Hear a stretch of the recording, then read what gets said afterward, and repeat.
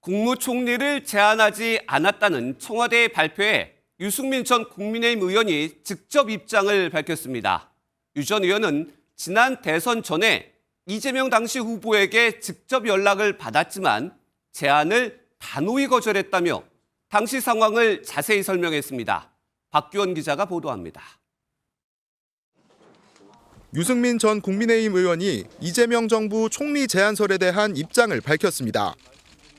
유 전 의원은 대선 전인 작년 2월에 처음 민주당으로부터 국무총리직 제안을 받고 거절했는데 5월에는 이재명 당시 더불어민주당 대선 후보에게 직접 전화와 문자가 왔다고 설명했습니다. 당시 이재명 후보가 전화가 여러 통이 오고 문자도 뭐 이재명입니다. 꼭 통화하길 바랍니다. 이러면서 문자 남아있고 이래서 제가 무슨 뜻인지 대충 짐작을 해서 일체 답을 안 하고 전화도 안 받았습니다. 이어서 유 전 의원은 생각이 다른데 어떻게 같이 일을 하냐며 철학과 소신을 버려서까지 욕심낼 자리는 아니다라고 선을 그었습니다. 이에 대해서 청와대 핵심 관계자는 MBN에 유승민 전 의원에게 국무총리직을 제안한 사실이 없다는 기존 입장을 재확인했습니다. 그럼에도 이해훈 전 의원의 기획예산처 장관 후보자 지명을 계기로 홍준표 전 대구시장 국무총리설, 조경태 국민의힘 의원 해수부 장관설까지 나오고 있습니다. 이 대통령이 중도 보수 진영 인사 영입에 적극 나서고 있다는 해석이 나오는 가운데 야권에선 보수 영토 축소에 대한 우려의 목소리가 커지고 있습니다. 유승민 전 의원이 이재명 정부의 총리직을 제안받았다라고 CBS 라디오를 통해서 이야기를 했거든요. 네. 자, 유승민 전 의원의 CBS 라디오 인터뷰 한 장면을 잠깐 보고 오겠습니다.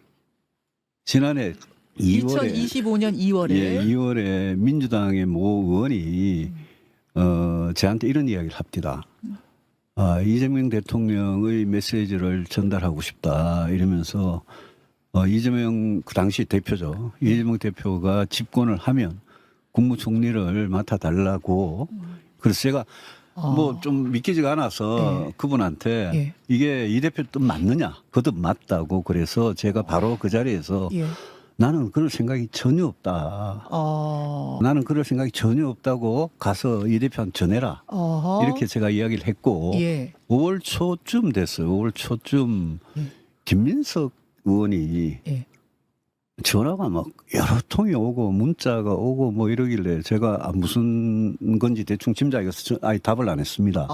그랬더니 그 다음 날 당시 이재명 후보죠. 이제 이재명 후보가 전화가 여러 통이 오고 난 뭐 모르는 전화번호니까.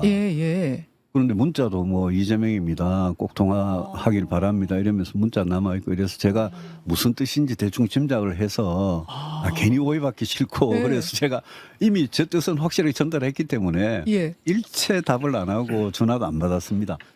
네. 근데 저는 이걸 보고서 딱 한 줄 평. 이재명의 넓은 품, 유승민의 좁은 품. 제대로 정리했네. 정리했어? 정리 제대로 잘했다. 어떻게 저렇게 그 좁아 품이? 아니 생각을 해보세요. 이게 전화를 뭐 삐졌어. 왜 전화를 안 받아? 정치인들이 여야를 떠나서 아이고. 전화만 받을 수 있는 거잖아요. 특히 이때는 선거를 앞두고 있는 시기예요. 네. 선거를 앞두고서 이재명 대통령은 가능한 한 많은 사람을 품으려고 했고 그러면 네. 김용남 전 의원이나 허은하 이런 분들도 다 들어왔잖아요. 그리고 0.73% 그 전에 이제 패배를 해서 이번에 반드시 당선돼야 될 절대절명의 시간이었어요. 그러면 유승민 의원 전화해서 예를 들면 함께 합시다 이렇게 제안할 수 있는 거 아니에요? 네. 그게 뭐가 잘못됐나요? 무슨 뭐 범죄를 저질렀어요? 너무 잘한 거지. 그러니까 근데 그걸 가지고서 이제 와서 자기가 마치 뭐 나는 거절했다 전화한 게 마치 문제가 있는 것처럼 얘기하는데요. 그렇게 하는 것은 일반적으로 정치에서 일어나는 일이에요. 누구든 끌어안고 같이 가려고 해야죠. 정말로 이상한 사람만 아니면 그렇게 전화 온 걸 가지고 뭐 자기 장사를 하는지 자기 정치를 하는지 모르겠지만 손해 봤어 이번에. 했다. 이게 말이 안 아니 이번에 돼요. 손해 봤어. 저는 이 유승민 전 의원 저 원래 좀 일적으로 같이 해본 적이 있어서 성품을 좀 알거든요. 네. 근데 여기서 어떤 말을 하냐면 그러니까 당신 왜 이재명 정부에서 일 못해? 그 이유가 생각이 다른 사람하고는 일 못한다는 거예요. 네. 그러니까 이런 사람은 지도자가 되면 안 되는 거죠. 아니 대통령이 되려고 했잖아요, 이 사람도. 대통령이 되면은 자기가 서로 생각이 다른 사람, 의견이 다른 사람하고 같이 얘기하고 설득해가면서 정치해 나가는 거거든요. 그렇습니다. 이 사람은 그거 안 하겠다는 거잖아요. 네. 그리고 본인에게 뭐 작은 재주라도 있으면 기회가 주어졌을 때 국가와 나라와 국민을 위해서 본인이 봉사할 생각을 해야지. 그렇지. 나하고 수가 틀리면 나는 일 안 해. 어. 뭐 이런 사람이잖아요. 그렇지. 그러니까 이런 발언 해가지고 본인에게 마음도 안 줘, 국민의힘 지지자들에게 마음을 조금이라도 샀을지 모르지만 이 사람은 이 발언으로 전 대통령은 틀려먹었다. 좁쌀 정치. 저는 그렇게 봐요. 예. 좁쌀 정치. 좁쌀 정치.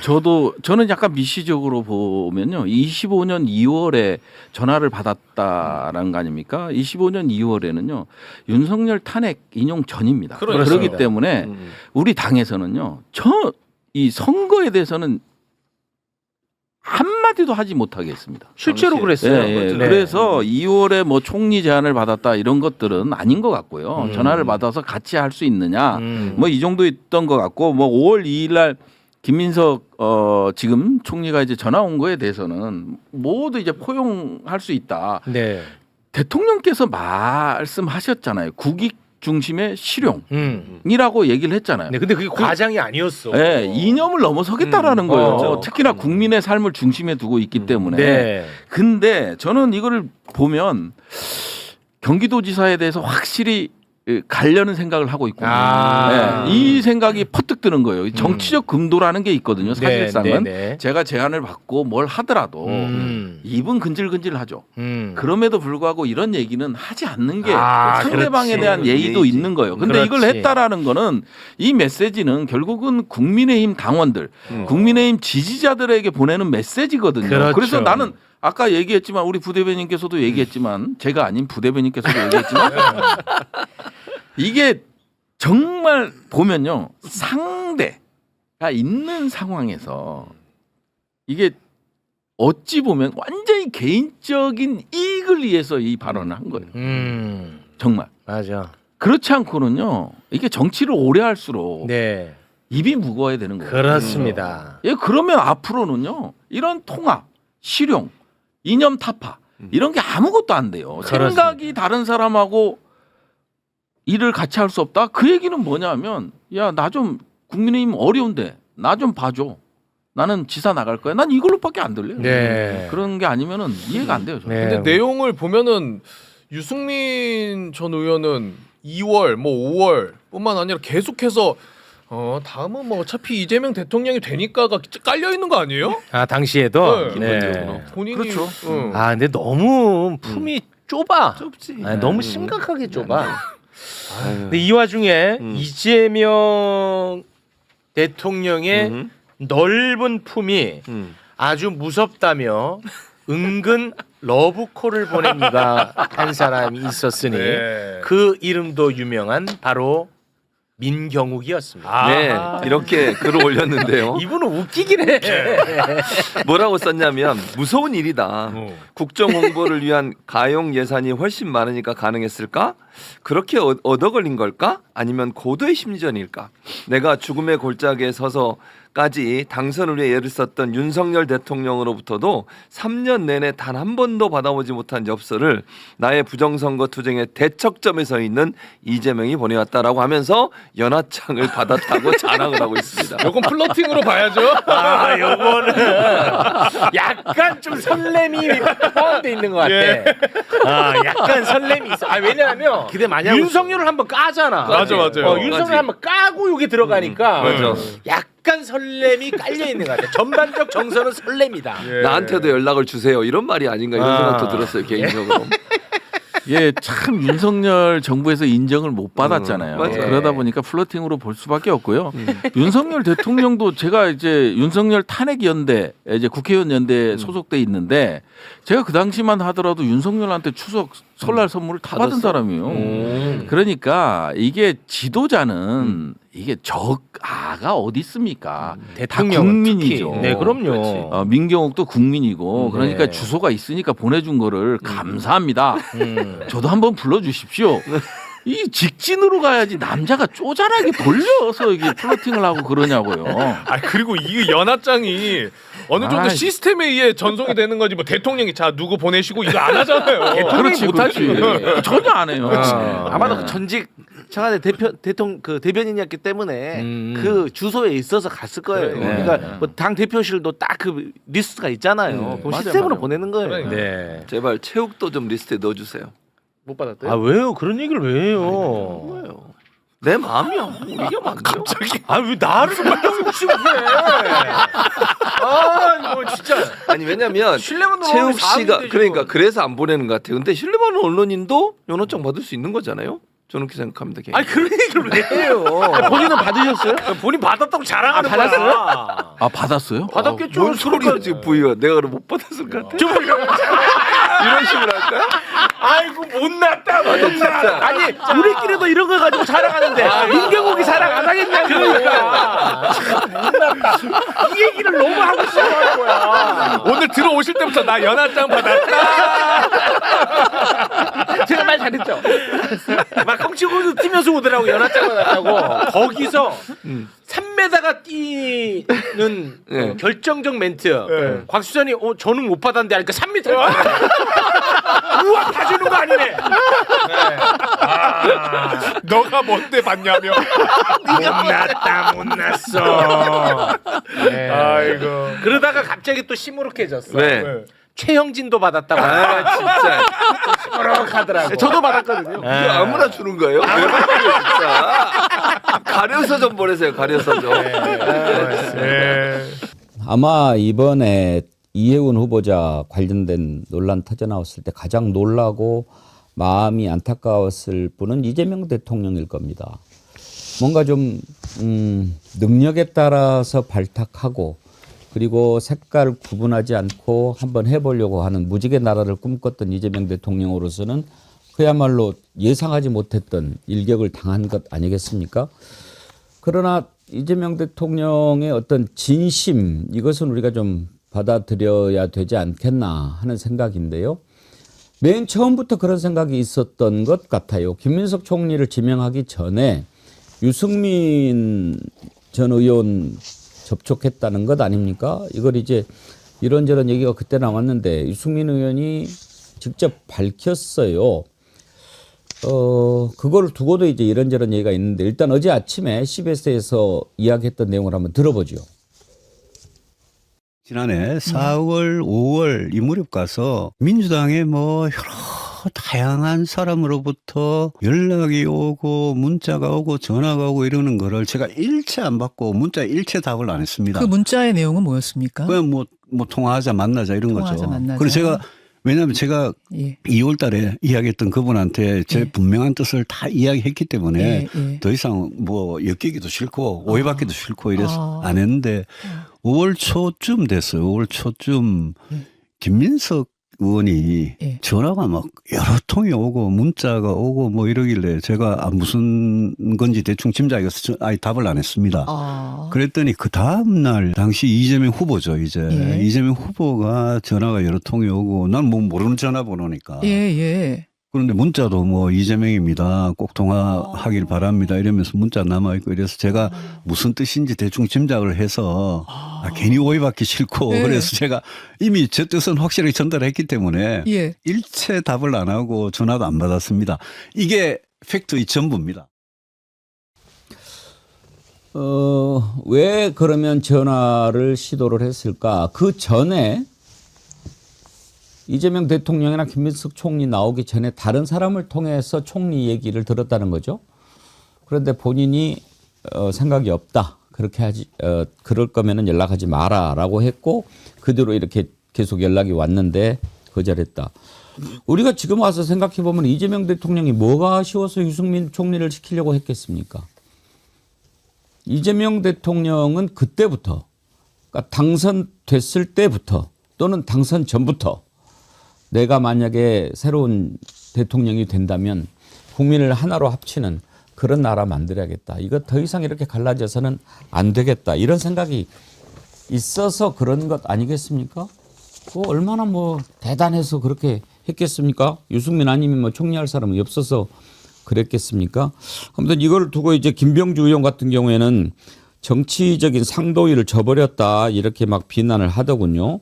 이런 걸 뭐 자랑질하고 그러냐 찌질하다라고 하는데 어때요? 김유정 의원님은 유승민 총리 제안은 있었던 모양이죠?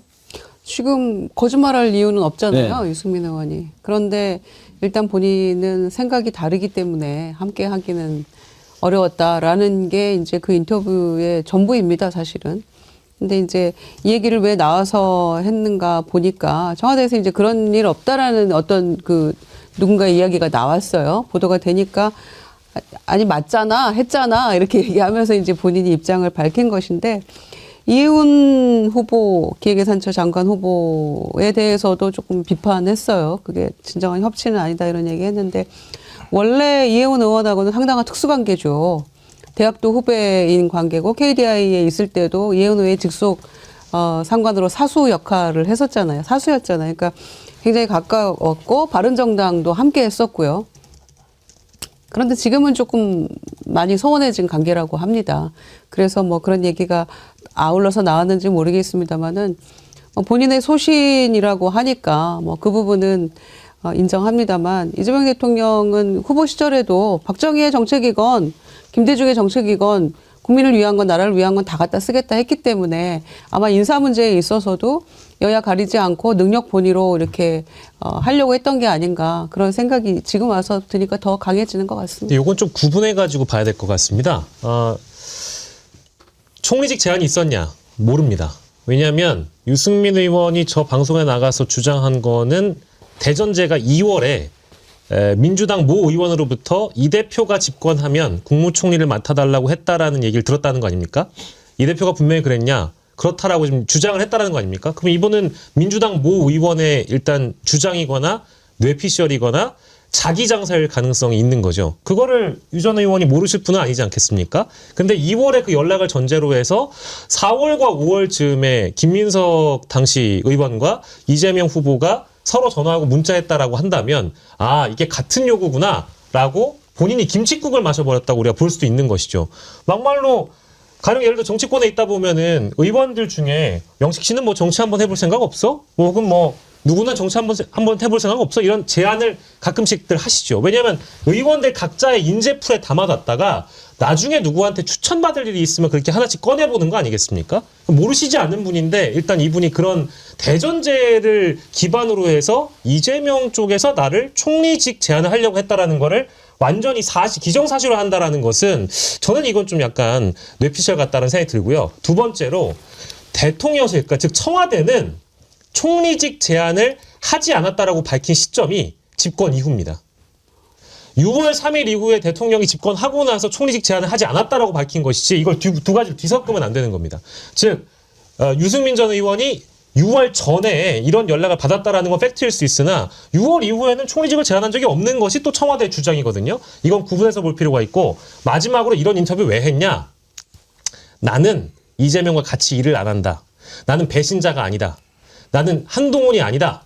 나는 당성에 기여할 수 있는 사람이다. 국민의힘에서 제명당하고 싶지 않다. 이런 얘기를 하기 위해서 이런 인터뷰를 했다고 저는 생각합니다. 그래요. 유승민 의원이 왜 이렇게까지 하는지는 뭐 정필성님, 유승민은 딸 때문에 거절했겠지요.